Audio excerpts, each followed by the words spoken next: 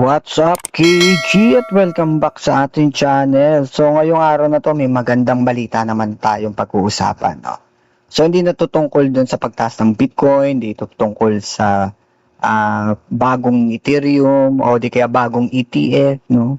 Tungkol na to sa isang malaking operasyon kung saan talaga napigilan yung mahigit kumulang $4.2 million na possible na nawala o possible na na-scam, no?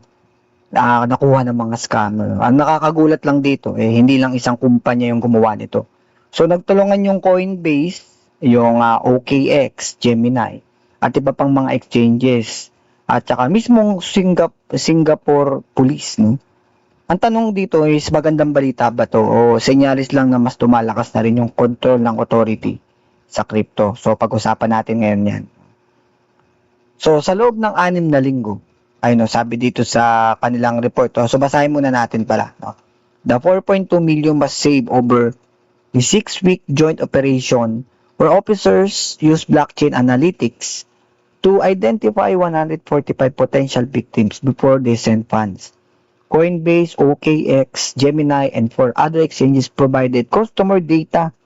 So, medyo may comment tayo mamaya dito, no? Pero tapusin muna natin. So, police could call or visit victims in person to stop transfers per Singapore Police. So, ginamitan pala ng Singapore Police ng blockchain analytics, no? Sinusubaybayan nila yung mga kahina-hinalang transaction. Nakita sila ng 145 na katao na possible na mabiktima ng scam. So, bago pa nila maipadala yung crypto, tinawagan na sila yung 145 na potential victim, no? May ilan pang personal na talaga pinuntahan talaga ng police. Ang naging resulta, yung 4.2 million is na-save. Ibig sabihin, may mga scam na nahinto pa bago mangyari. So, bakit naging posible ito? Marami kasi nagsasabi na anonymous talaga yung crypto. Pero, totoo, hindi anonymous yung Bitcoin. No? Hindi anonymous yung karamihan ng blockchain. Transparent yun. Lahat ng transaction is permanent talaga na nakarecord. Hindi na nakalagay yung tunay mong pangalan, pero nakalagay yung wallet address mo. Kapag nalink yung wallet mo sa isang exchange na may KYC, doon na nalalaman yung identity. Dito pumapasok yung blockchain analytics, no? So, paano gumagana yung blockchain analytics? Ganito yan, isipin nyo ha. Blockchain bilang napakalaking ledger, yung blockchain. Lahat ng galaw nakikita kapag may wallet na konektado sa scam, pwede nilang sundan kung anong ginagawa ng transaction nandun. Kapag lumipat sa ibang wallet, makikita pa rin nila kung saan napunta yung mga pera na ninakaw or na-scam. Siyempre, pag pumasok yun sa exchange, mas madali na ma-identify kung sino. Ito yung dahilan kung bakit nahihirapan na rin magtago talaga yung maraming scammer. No? So, ang advantage nito, una, mas maraming investor yung napoprotektahan. Pangalawa, siyempre mas mataas yung tiwala ng publiko. Pangatlo, mas nahihirapan yung mga organized scam syndicates. Pangapat, merong magiging seryoso talaga institutional investor sa crypto. Siyempre, kapag ligtas yung ecosystem, mas marami talagang gustong itry o subukan yung platform. So, pagdating sa disadvantage, siyempre, meron ding disadvantage, no? Siyempre, kapag mas marami exchange yung nagbibigay ng customer information sa authority, mas maraming tao yung nagtatanong tungkol sa privacy, siyempre, hanggang saan yung access. Kailan ito dapat gamitin at siyempre, paano kung magkaroon ng abuso? Yun yung pinagdedebatehan talaga dito. Privacy versus security, hindi talaga madaling malaman kung ano yung tamang sagot. No?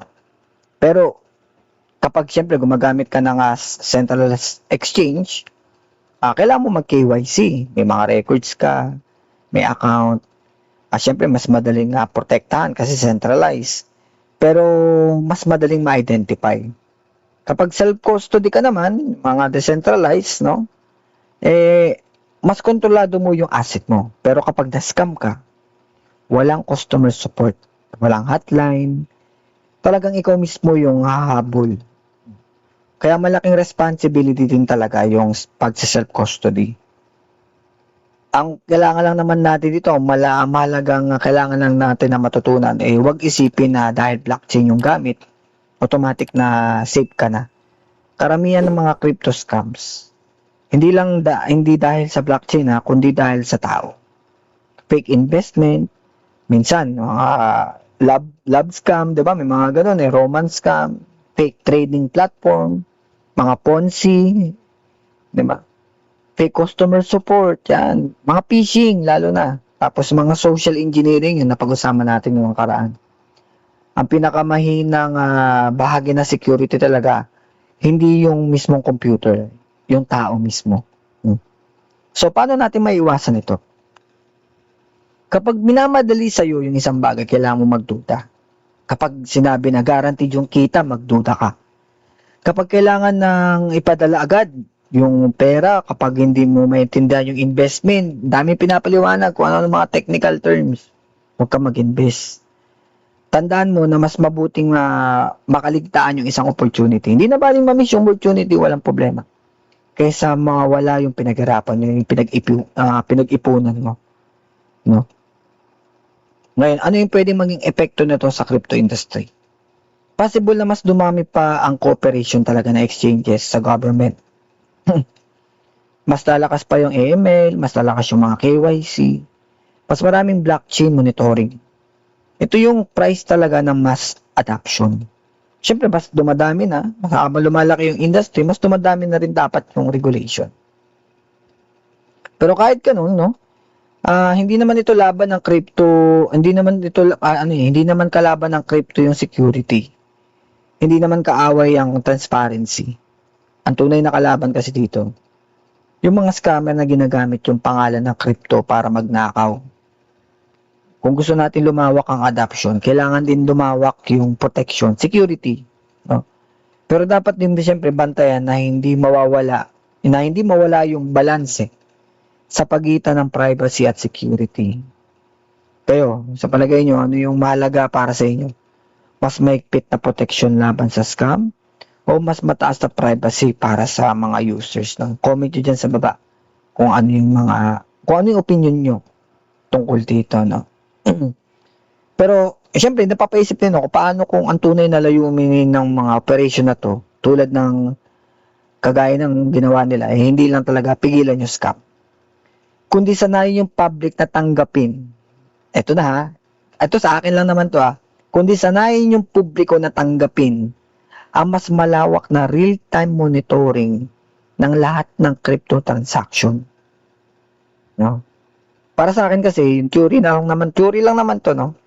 Habang tumataas yung bilang ng mga scam, mas madaling maipapaliwanag ang pagtaas ng surveillance, mas maigpit na KYC, at mas malalim na pakikipagtulungan ng mga exchange sa gobyerno. Unti-unti, syempre, unti-unti lang naman yun, no? Inililipat yung crypto mula sa original na idea na decentralization papunta dun sa isang sistema na mas controlled, no? Pero, baka naman ma-miss nyo, no? So, yun lang naman ang sa atin dito. So, nagbibigay tayo ng balita, nagbibigay tayo ng halimbawa, at binibigay ko rin yung mga unpopular na mga naiisip ko na pwede kong i-comment pagdating sa mga certain topics. Pero syempre, nakadepende yun sa inyo kung maniniwala kayo. Pero yung sinabi ko na yun is haka-haka ko lang naman yun. Naisip ko lang naman yun. No? Walang basihan yung aking sinabi na yun. Pero, hindi mo mapagkakaila na pwedeng sumagi sa isip ng kahit sino yun. No? So, ito na ba yun? Kailangan magkaroon ng maraming skill para may patupad yung mga mas maigpit na regulation pagdating sa crypto. Ewan natin, no? So malalaman din natin yan in the future kung paano. So kung may natutunan kayo dito sa video na to, siyempre thank you so much pala muna dun sa ating mga supporters and subscriber. Ma'am sir, saludo sa inyo. At siyempre wag niyo kalimutang i-like, i-share at mag-subscribe para sa mas marami pang crypto, educational at commentary, market analysis natin, mga fundamentals, mga mga chismis ang pag-uusapan natin dito about crypto. Maraming salamat sa inyo lahat at syempre magkita-kita lang tayo sa arena Game on!